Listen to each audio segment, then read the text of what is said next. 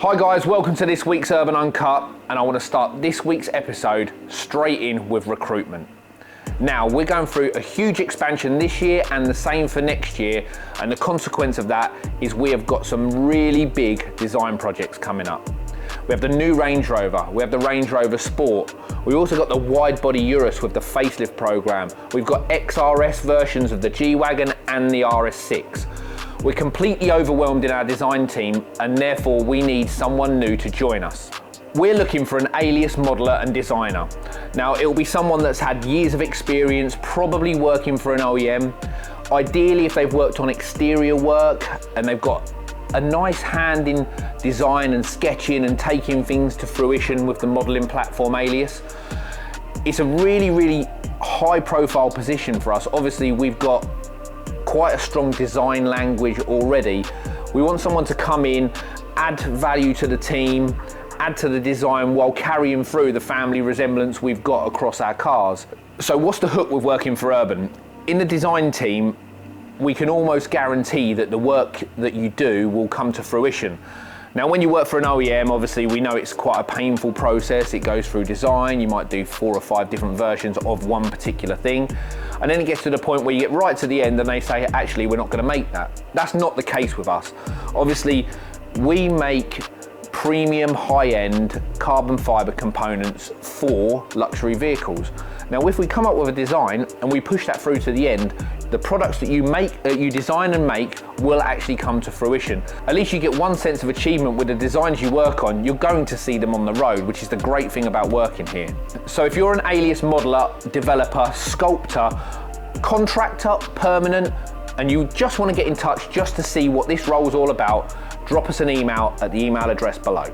So, job number 2 is experienced rappers. As you know from last week's video and the week before on the Lenny'S channel, Lenny'S is coming to Milton Keynes. We're currently going through renovations and we're opening 2 additional bays in addition to our Nero bay that we have already. We've got 2 rappers here and we need a further 3. Now, unfortunately, we're not looking for rappers without experience. I understand there's a lot of talented people out there that want to try their hand at rapping, but unfortunately, we need people that can hit the ground running.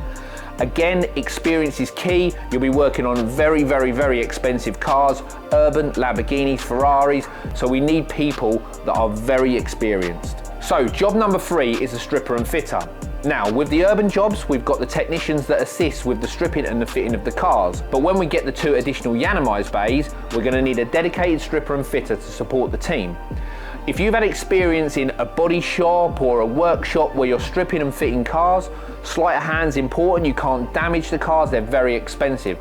Again, if you've had this experience, drop us an email, get in touch, we're hiring now. And lastly, job number 4 is PPF. We're looking to implement a PPF bay within the business to support the 50 or 60 cars we sell each month. We keep getting asked, we keep outsourcing it, so we're going to bring it in-house. So that's another job to go with the alias designer, the stripper and fitter, the rappers, and now the PPF person. So exciting times, lots of recruitment going on, loads of positions, expansion always happening. Get in touch on the email, come and join us and be part of our team.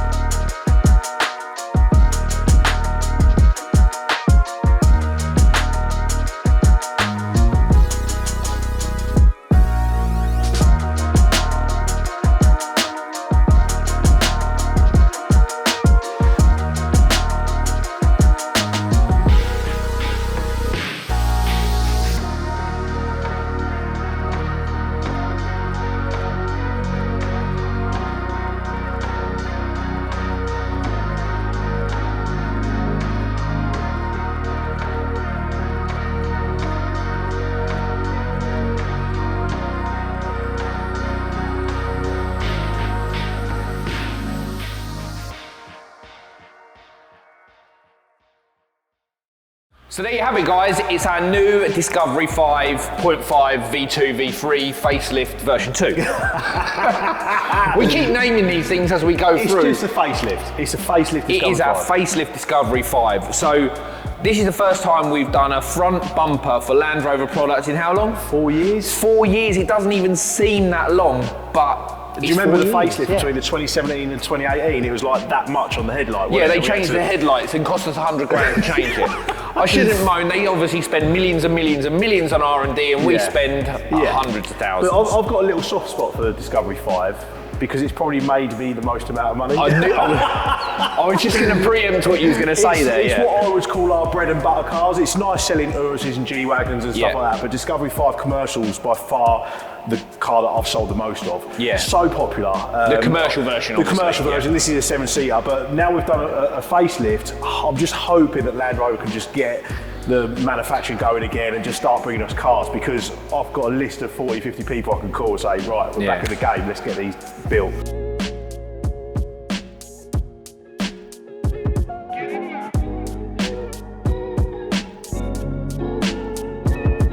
Yeah, I mean, it's all down to car supply again. I mean, in terms of what we've done, we've obviously changed the whole front bumper. We've gone for this new look with a bit of a fusion between our old carbon.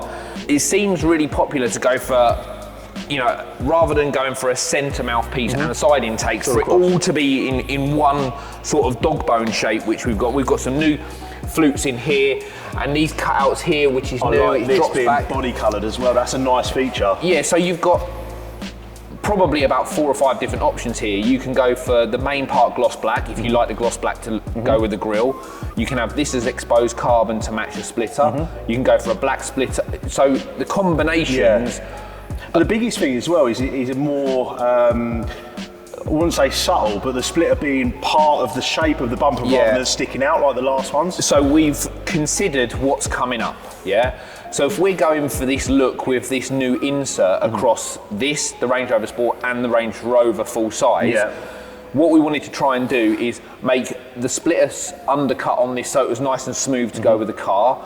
The Vogue will be the same but taller, and then the Sport will obviously get that bigger chin because it's obviously the sportier Because there's some cars that suit a big chin, like the RS4, the RS6. Yes, that's you know, they look aggressive. This is a luxury vehicle, and it's nice to have, like, you know, different styling. But this just seems to suit it a little bit more. It does. It goes nice and smooth under. We've obviously incorporated the ACC, and these little cutouts here are a new design that we've used in conjunction with the airflow through here, which goes straight through to the brakes. So this design here, is this like the future of urban? What's like the, you know, I think so. This is we're going to adopt this into the Sport and the Vogue. Obviously, with the Sport, it will be more elongated and speedy, whereas the Vogue it'll get some more height. And we're still going to keep calling it the Vogue, Tom. Like, I'm just going to keep, like, forget the comments, because people will correct you in the comments. It's always been known that the big size Range Rover is the Vogue. Whether you call it, whether it's a nickname, I know it's a trim level. I know it's not particularly correct calling it the Vogue, but it's the Vogue and the Sport. Always has been, always will be. In our hearts. Don't bother getting in the comments. We know it's just a Range Rover, full size or autobiography. That is it, right? So let's just get that out of the way. We've got it out of the way because they normally get a bombard of abuse with that. So yeah, so replacement front bumper. This one also features our 23-inch UC4 wheels.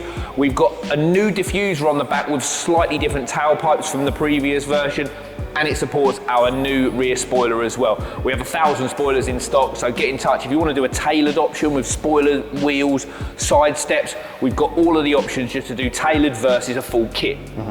And this particular car will be available soon at our approved use showroom. It's a beautiful 7-seater, fully loaded, fully kitted, ready to go. So if this is of interest, get in touch. Yeah, so we've got this and we've got a commercial coming through as the second car. So we do have a couple of cars available for the facelift. So drop us a line, get in the comments, drop us an email, get in touch if you are interested.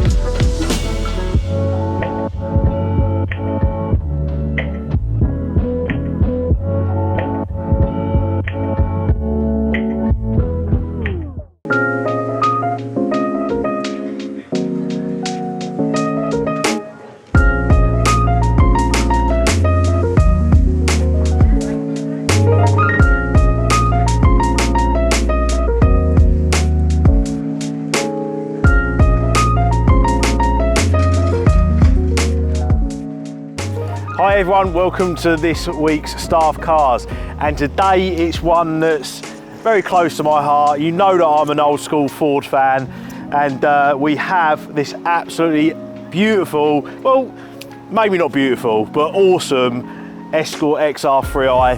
She's 1985, she's pretty much all original. We have featured this on the channel before. So Dave, our valeter, has got an incredible lineup of cars that he's collected over over 25 years.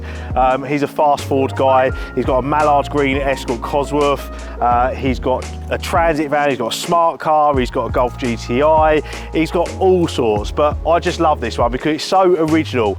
The problem with these cars, because the value is going up and up and up with all classic cars, you kind of feel scared to drive them, especially his Escort Cosworth. It's under 15,000 miles, and you just worry about it being on such busy roads.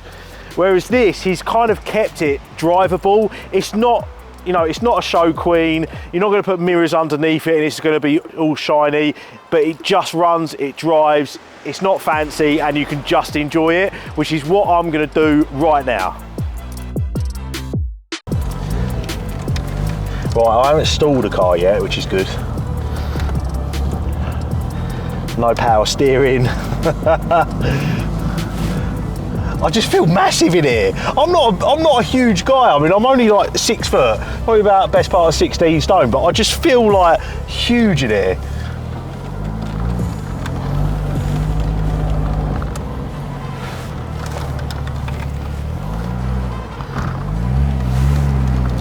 The steering. Oh, he's left the dump valve on for me.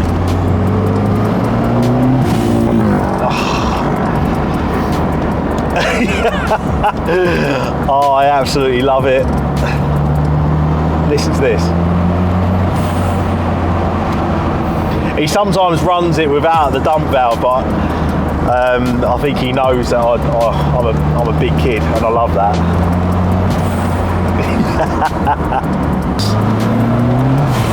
Oh, bit of torque there.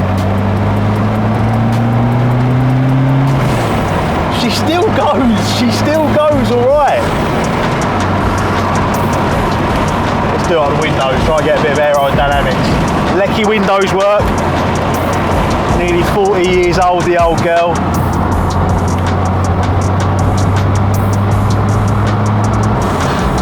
She pulls.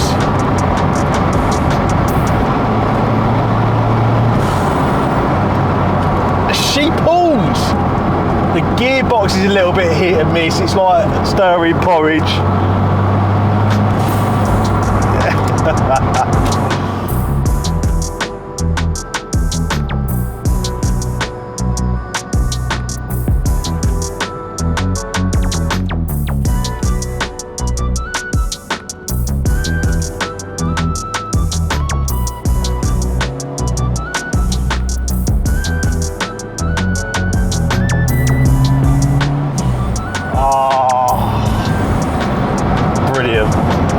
And like I say, it's a usable classic. The trouble is with these sort of cars, I mean, look at that Princess Diana Series 1 RS Turbo, £722,500. That's crazy money for a nearly 40-year-old Ford Escort. And there's no way, I can't see the new owner of that car, whoever it is, taking it out and driving it and enjoying it. That is just a museum piece now. And look, this isn't even a Series 1 RS Turbo, it's an XR3i with an RS Turbo engine. But like, to be able to use it and drive it, enjoy it on the road and not worry about it too much, it's just so cool. I absolutely love it. And it doesn't get some looks. Even if you don't really know your cars, if you don't really know your classic Fords, you're going to look at this and be like, my dad had one of them, or my auntie had one of them. That's an old Ford Escort. One of the most popular cars in the UK of that time, of the 80s, and most part of the 90s as well, before the Focus came along. That dump valve is just really making me smile. This was only meant to be a quick lap round the block for the boys to set up the cameras on the camera car, but I've done a couple of extra laps. A few moments later. It's just cut out. Huh? It's just cut out. Car or the GoPro? No, the car. Oh, really?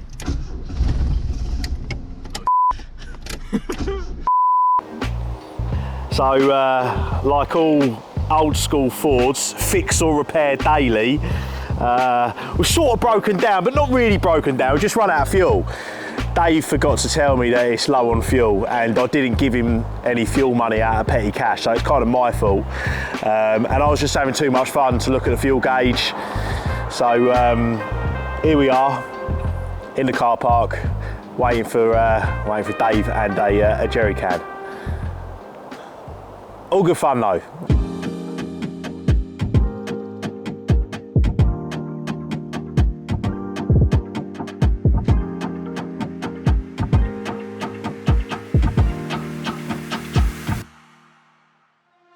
Right everyone, it's new wheel day, I'm very, very excited. So at the moment I've got 21-inch HF2s, polished face. Now we're coming up to the dark winter months where salt, grit, stone chips seem to happen a lot more. So I'm decided to take these wheels off for the winter. I will be putting them back on in the summer, but for now I've got some absolutely awesome satin black Vossen HF-1s.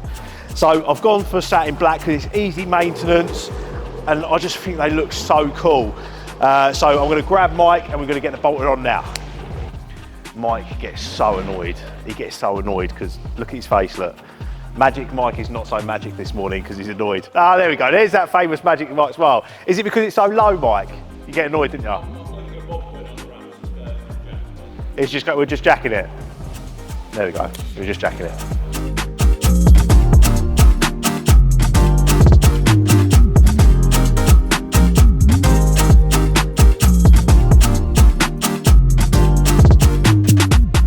You see there is quite a big difference from front and rear. How flat face the front wheel is compared to the concavity of the rear. Obviously width as well. We've got 9.5 on the front, 10.5 on the rear.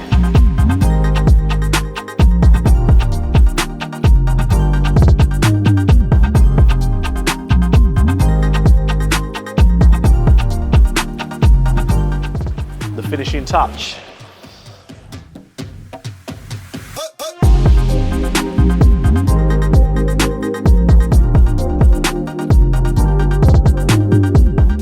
See, these have been on for probably about 6 months now. As you can see, I've still got plenty of tread left. This isn't a performance car. It does 60 miles a day on my commute, but that is just a long, straight dual carriageway. So the tyres seem to last quite well. So these will be perfect. Give them a little clean up and then get them back on next summer.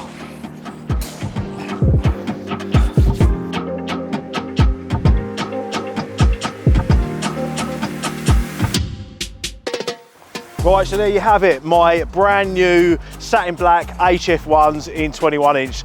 They are perfect for the winter because they're low maintenance, but I think they look really good. I like how the caliper stands out now. I like the murdered out look. It's my second set of black wheels on here. So yeah, let me know what you think in the comments.